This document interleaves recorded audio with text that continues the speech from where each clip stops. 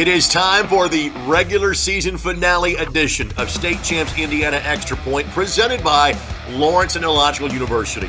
Lawrence Tech wants you to recruit yourself. Just go to LTUathletics.com, click on the Recruit Yourself link.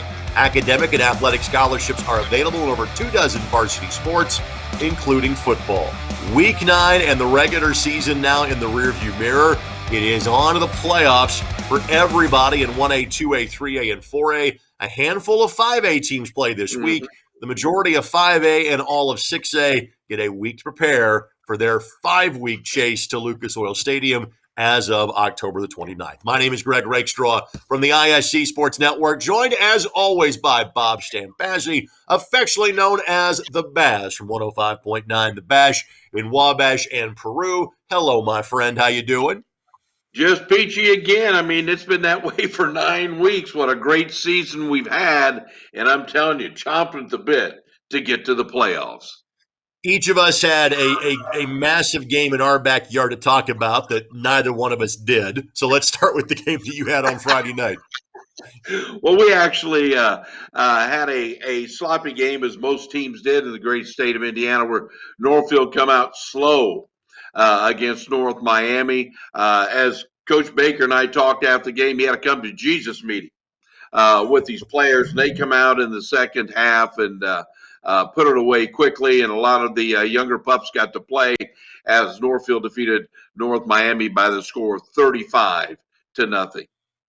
All right, so my game, again, was a little bit further down the radar in terms of games in the Indianapolis area.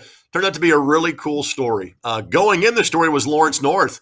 The fact that, they had probably their best team in 15 years last year, lost in the sectional championship game, lose their star player in Donovan McCulley, now playing at Indiana University, a lot of other key pieces as seniors that graduated off of last year's team. But they have surprised some folks. They have victories over Warren Central and Ben Davis. They were 5-2. They were ranked number 8 in 6A. They were playing a Pike team that was 0-8 and had just lost to a winless North Central team the week before. Friends of mine are like, you need to get out of here early. It's going to be a running clock game for you. Pike had other ideas. Pike got their first win of the season, and it was not field condition related. Let me say that. Because Ed Martin Dwayne Bell Stadium has beautiful turf, and we didn't get that much rain on the northeast side of Indianapolis, luckily, until after the game was over. We had missed it a couple of times, but weather conditions were almost perfect for this time of year. Pike went to their sophomore backup quarterback in LaKendrick Suttles. Nice when you can go to a 6'4", 200-pound backup that's a sophomore. They did just enough offensively. They've been solid defensively all year. Limited Lawrence North to 1 touchdown. 10-7. Pike gets their first win of the season. Pike and Avon both locally were 0-8 going to the final week of the regular season and got victories heading into now a 2-week postseason break. So with that, I think I had the game of the night in the Midwest, if not the country, in my neck of the woods, literally a couple of miles from where I had Pike and Lawrence North. That would be Cathedral and Center Grove. I'll talk about that game in a moment, but let me hear about Lewers and Snyder, because Lewers goes down in defeat for the first time. They will now share a piece of the Summit Athletic Conference Championship. 3 ways, if you will, because Snyder missed a game. They were 7-1. Lewers and Carroll both 8-1. But how did Snyder get it done against Lewers on Friday night, Bob? Well, you're right, Greg. It was a trifecta of a championship come out, but Snyder got out early. They just run the football. I believe they threw 4 times in the contest, and they led 14-0 going into the half. Come out, put another 7 on the board, and then Lewis started to niche back. And before you knew it, the score was 21-15 in favor of Bishop. If I've got Bishop Lewis on my mind, in favor of Snyder. Then Lewis comes out, turnover, and then Snyder puts another 6 on the board. And really, what was an extremely sloppy field. You could not run, you could not throw, and it was, by the way, Greg, both teams. So it didn't favor one or the other. But if it is going to favor a team, it would definitely favor Snyder, because they are literally huge up front. I mean, those guys have not missed a meal. They're all about 6'3", 6'4". They're all about 260 to 300 pounds, and they move. Snyder is an outstanding football team, but you think back to when the season first started and they struggled, and everybody said, ho hum, here they go. Well, Coach Tippmann has these kids playing awfully well and coming away with his big win over Bishop Lures Friday night by the score of 27-15. Game was played on the south side at Lures, right? Yes, sir. It was played in the mud. I mean, it was just that we got a lot of rain where you didn't get much. We got pelted for 2 solid days. We had crews that were kind of north and west of Indianapolis that talked about they played through a torrential downpour on Friday. So again, we were the lucky ones kind of in our neck of the woods.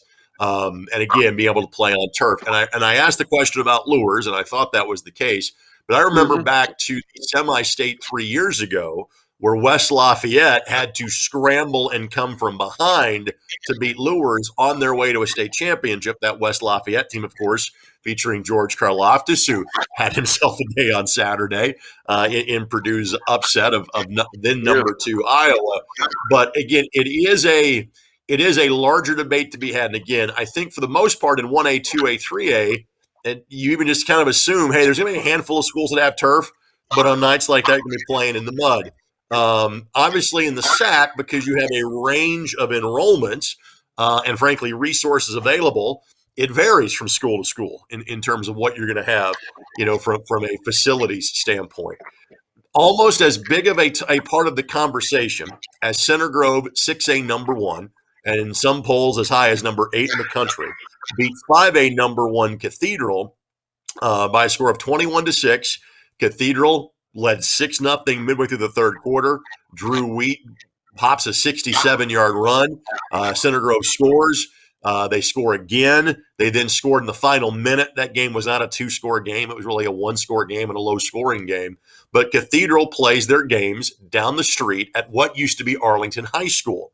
It is now Arlington Middle School. And once Arlington went from a high school to a middle school, Cathedral basically has rented that facility to make it their home base. They have a turf practice field up on the hilltop, a mile down the street on 56th Street on the northeast side, but there is no way to put bleachers or have enough parking for them to host football games there. So Cathedral has hosted their games at a variety of places over the years, but they now get to call Arlington home.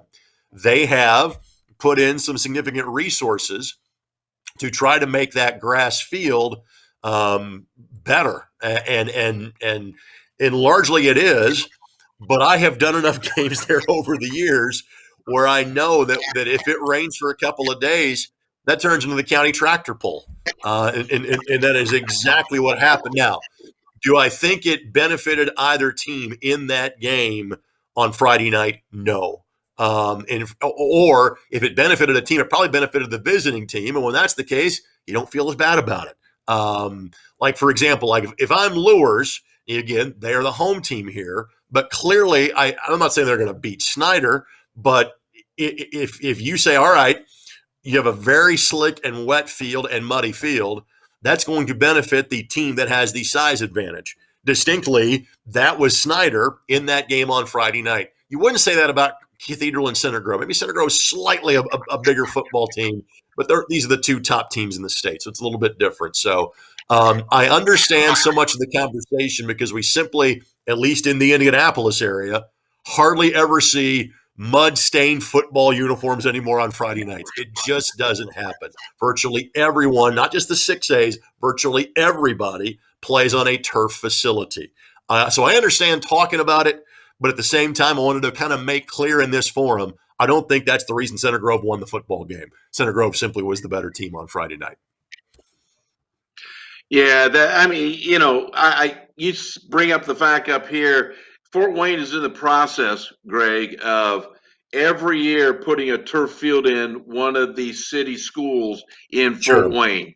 And so the next 3 years, the city schools, the public schools, it'll be all turfed up there. Then the last giant up there without turf will be Lures. So you look for them Right. really to go out there and raise the money, get it down. But when you sit there, and I did read a great article on Arlington's field, how they got it back in shape. And man, that was a fun read. and what a lot of pride they're taking in getting that facility up. But you know, you look at the big hogs up front; they like to well on this stuff, and you get those for advantages, right? When you got two sets on both sides, that makes for a whale of a football game. And there are some really, really interesting holes being opened up because the only people know where you're going is the person with the ball. By the way, the person that wrote that article was the star running back on last year's Cathedral team. That's my buddy Jacob Langdon. Jacob is now playing football at Columbia University. And so Jacob wrote that article last year as a senior. He's really a neat kid. He was an Yeah, IFCA All Star this past summer. And so I'm glad you're able to check that out. And again, I have done a lot of Cathedral Roncalli state tournament games in the mud yeah, in that building over the years. So even without being there, I knew exactly, even with the repairs and the lengths they have gone to improve that facility, I knew the mud would be a problem. And the other thing is too, and there's only a handful of games that that would make that facility almost obsolete in terms of press box space, press requirements, number of people allowed in the building. That place seats about 4,500, has a good amount of parking. There's parking next door down Arlington Avenue that you could have as well. There's only a handful of games that Cathedral could ever play where they would run out of seats and they run out of press box space. Center Grove is one of them. So part of me would have loved to have seen that game at Tech because it's turf. There's no more press box space, but there's a lot more space for butts and seats. But I understand Cathedral saying, no, this is our home field. This is where we want to play the game. The one thing that I would be interested in talking about in terms of field conditions, and we'll see how fields look 3-4 weeks from now, is almost mandating in the state tournament you need to be able to find a turf field to play on. That way, field conditions aren't a deciding factor in a state tournament game. A lot of smaller schools will find places to play. For yep, example, I did a Monrovia semi-state game one year that was played at Plainfield because they had turf. 3 years ago, I did Pioneers game with Adams Central in the semi-state. They played it at Logansport because it was a yep. bigger facility and they had turf. I know that on Friday night, West Lafayette played in their conference championship game against Western and dispatched them with ease. They moved the game day of from Gordon Straley Field, which is grass at West Lafayette, to McCutcheon, which now has turf. So a lot of schools will take care of that on their own. I wouldn't be opposed if the IHSAA said, hey, listen, we have the right to say we can move your tournament game as close as we can to your home field so you don't lose a home field advantage. But that way the grounds aren't the deciding or determining factor in a game. I would be okay with that, Baz. Well, they're looking at. It's a great point you bring that up, Greg, because they are looking at Lewis Field today to see if they will be able to play there this weekend, There you or go. if Northrop is available, or one of the local schools are available that they can slip over there to use their field. But I will tell people this, that you'll see more heavy rollers on football fields this week than you've ever seen, Sure. because that's one way to get it to get it back in minimal condition to be able to play. But if we get the rain we're going to supposed to get, it's going to go for naught. But I guess I understand your thought. I guess Yep. this would be a great debate between me and you, because I would be adamantly against it unless the school says, well, we just can't play on our field, because we've seen it in Wabash County too, where Northfield let Southwood come up there and play because Southwood's field was so tore up. I just feel the schools should have that decision. I understand the IHSA and their thought process and respect it tremendously, but I think that should come down to the schools agreeing to, let's move the game up here 10 miles. Yeah, we'll both go. And again, regular season, I'm absolutely Yeah, with you. yeah, When it's the state tournament, that's where I yeah. think the IHSA can say, hey, listen, these are unplayable conditions. Let's go play someplace else. All right. So with that, who do you got this week, Baz? Well, this week we're going to be traveling up to North Manchester, Indiana, as Manchester will host Bremen as the Lions come down.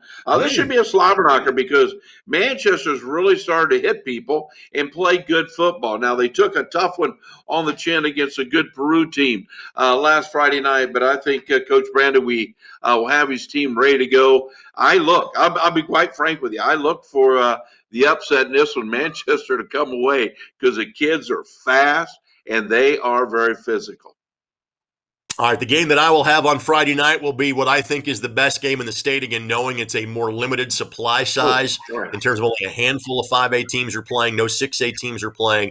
I have 3A number 1 West Lafayette at 3A number 5 Brebeuf. There is some great history between these two. They met in the regional round in both 2017 and 2018. Brebeuf stunned West Lafayette in 2017. West Lafayette scored a late touchdown to go up 10-7.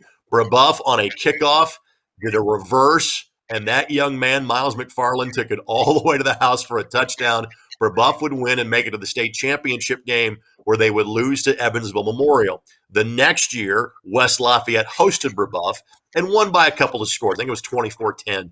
I was on the play-by-play for that game that night, and of course, West Side would go on to win the 3A state championship over Memorial just a couple of weeks later. These two meet in the opening round, and a couple of 3 years ago, Chittard, Brebeuf, and Guerin, I think, has always been in the north half of the 3A draw, but Chittard and Brebeuf in Marion County were both put in the northern half of 3A. And West Lafayette, in the last 3 years, lost to Chittard in the sectional championship game, lost to Guerin in the opening round of the tournament last year, and now draws Brebeuf here in the first round this year and has to come down this way. Shane Fry's team always puts up massive numbers. Brebeuf knocked off Chittard to start the season. Their only losses are to number 1 ranked teams in terms of Roncalli and Cathedral. Matt Geske, their head coach, was an Indianapolis Colts head coach of the week earlier this season. This should be good, and it's going to be played on turf, since we just had that discussion as well. And believe me, the team that is happiest about that is not the home team. It's West Lafayette, because have always been a spread the ball, throw the ball team. So they are delighted they are coming to Brebeuf and able to play a game on turf on Friday night. That's the game I'll have. You can see it on ISC, my NDTV, and the IHSAA Champions Network coming up Friday night at 7 o'clock. Baz, anything else for the good of the cause this morning? We're just going to have a great slobber knocker up at Leo and East Noble on the turf, as you would like to say. Yep. These two juggernauts, it's going to be a lot of fun with that. It's a rematch, and Leo got them pretty good. It'll be interesting to see how this one comes up. That's a big game up here. And again, Leo, one of the 3 unbeaten teams in Class 4A. Roncalli number 1, Leo number 2. They would not meet into the state championship game. Jasper winds down that group. And again, congratulations to the Jasper Wildcats, because they are playing teams, their enrollment or larger. They are now part of the SIAC, the Southern Indiana Athletic Conference. And to run the table against the likes of Wrights, Castle, Memorial, Mater Dei, North, you have my attention. Tony Lewis doing a heck of a job. Also, a former Indianapolis Colts coach of the week earlier this season. That'll do it for us. Next week, we'll have 5A and 6A to preview. We'll have 1A through 4A to recap. As again, we will be down to 192 teams still playing football across the state of Indiana as of next week. Once again, thanks to our friends at Lawrence Technological University. Recruit yourself at LTU Athletics.com. For Bob Stambazze and Kevin behind the scenes, this is Greg Rakestraw. Thanks for watching State Champs Indiana Extra Point.